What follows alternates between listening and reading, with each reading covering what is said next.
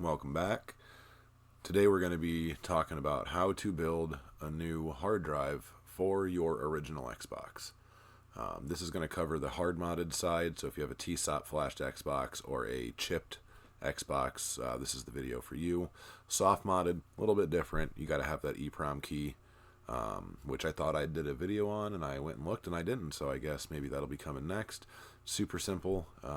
You can do it, on board most of the time. Sometimes you may have to remove it, but again, it's really easy. So let's go ahead and get into this. First thing you're going to want to do, download FATXplorer. This tool is absolutely going to save your life. It is amazing. They do have a free trial. You get 7 days. I would honestly, it's like $20. Purchase it. For the long run, it'll be a lot easier. It's a lot quicker than FTP, and it's going to save you a lot of time. So let's go ahead and we'll launch FATXplorer. Let that pull up. Might take a little bit. I am running Wii Backup Manager, transferring some games.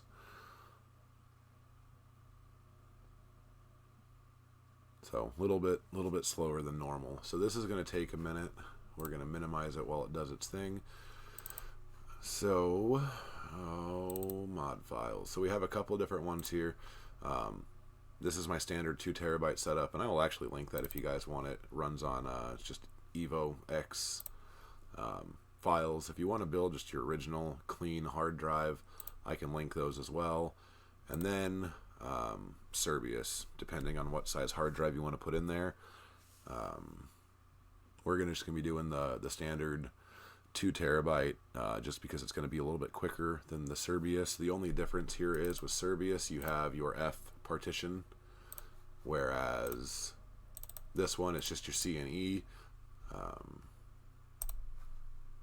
Same thing with the original. A little bit smaller for this file set here because there's not as much. So now that FATXplorer has had some time to run, let's go take a look at our devices. So this is what I currently have plugged in. This is the one that we are going to be taking a look at, but we're going to go over to formatting tools. We're going to go with original Xbox hard drive. Now I'm at hard drive just because it's kind of the drive that I use for demonstrations. It has no other purpose. 20 gigabytes just isn't enough in today's day and age. So it's going to take a bit to search. I have a lot of stuff plugged into this PC. I unplugged my 12 terabyte. I have my 6 terabyte, a 4 terabyte, couple 1 terabytes, 2 terabyte. So we're going to come through and select our drive. Make sure you're selecting the correct drive. Absolutely double check the model number, double check the size, because this will completely wipe it. So if you accidentally do this to your main hard drive for your computer, you are SOL, because it cannot be undone. Sorry. So this is the drive I'm going to use. Next. So now here's where we can choose a couple different things. If you are building just a standard little 8 gigabyte hard drive, you can go ahead and select the first option. If you're doing anything larger than 128 gigabytes, you're going to want to do these two here. Generally, I go with the third option down here. And if you're doing Cerberus, Stellar, Tight, whatever, select one of these options. The last one I did was Cerberus, so that's what I would select. That was a 4 terabyte. But I'm going to go with this one here because it's just going to be a standard install. Next, so you can go through, you can change stuff. These are already at their max capacities. The F partition is the only one that you can actually change, and it's going to send our last 11 gigabytes over, which I'm actually going to change that. That way, this video should go a little bit quicker. So, next, now we're going to come in, we're going to choose our files. So this is for E. So we're going to browse for folder. We'll go here.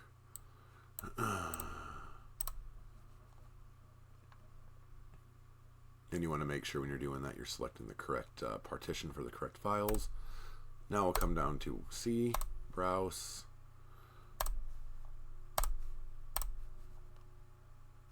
Next. Make sure everything's right. So right here, shell partition C, C drive, E, E drive, we're good. Format. So depending on the size of hard drive you're using, this is going to take some time. What I would suggest doing now is a very, very good time to change out the thermal paste underneath your CPU and GPU. If you're doing the GPU, which obviously, I mean, you should. It's old paste if you haven't changed it. Turn it on for a little bit. Yes, it's going to frag because there's no hard drive detected. There's nothing in there. Or it's going to freeze up if you already have a mod chip put in, whatever. Let it heat up a bit. Let that GPU heat up a bit because it's going to come off like butter if you do that. If you're just trying to take it off cold, it's going to be a pain in the ass. And you very well may end up pulling the GPU too hard and possibly damaging some of the BGA solder balls underneath of that. So very, very good time to do that. I recommend just getting, I use Arctic MX4 on a lot of my stuff anymore because it seems to just run better than a lot of the others that I've tried. I used to use Arctic Silver a lot, but I prefer MX4. Comes with a spudger, little plastic spudger that is amazing for removing this old thermal paste. Some of that, some Arctic Clean, some Q-tips, and a paper towel. Clean the GPU, the CPU die, and then clean off the heat sinks. And then put them back together, and you're ready to go.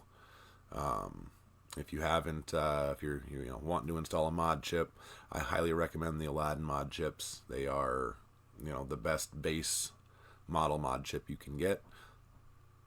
So.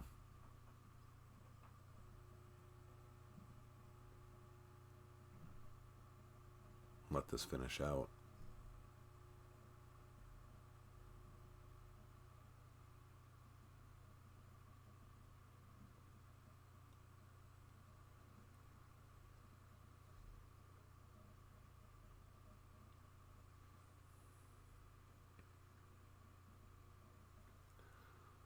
Feels like it's taking a lot longer than 23 seconds.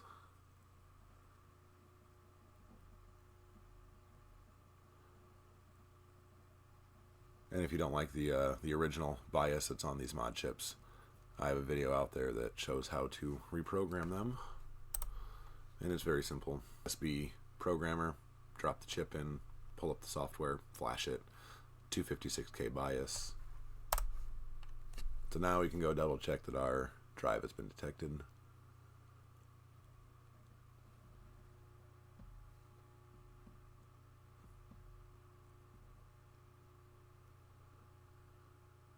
It's going to take a bit because it's also, I see it pinging my 4 terabyte that's still plugged in because I got a bunch of stuff I got to do to that still.